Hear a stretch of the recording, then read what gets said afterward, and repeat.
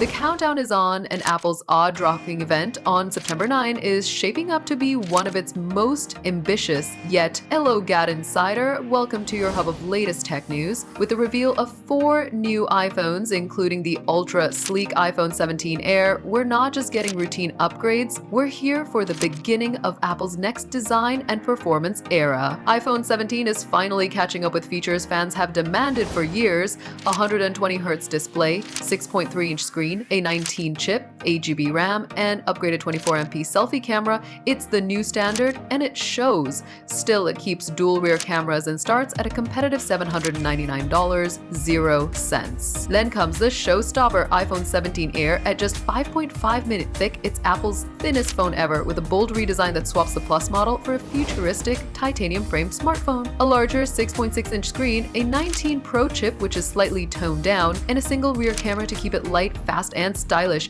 It ditches the SIM slot globally and leans on silicon carbon battery tech to maintain endurance. Starting at $1,099, it's sleek but costly. Finally, the iPhone 17 Pro and Pro Max are all about power. With 48 megapixel triple cameras, a new camera bar design, a vapor cooling chamber, and 12GB RAM, they're built for creators. The A19 Pro chip runs at full throttle here, and ProMotion 120Hz displays plus brighter screens and faster 35-wall charging seal the deal, but expect a price bump to $1,099 plus. If we conclude it all, we can say Air is for minimalists, Pro is for power, Standard is finally solid. Which iPhone are you waiting for? Tell us in the comments, smash the like button and subscribe to GadInsider, and yes, hit the bell icon too so you stay updated with more tech news.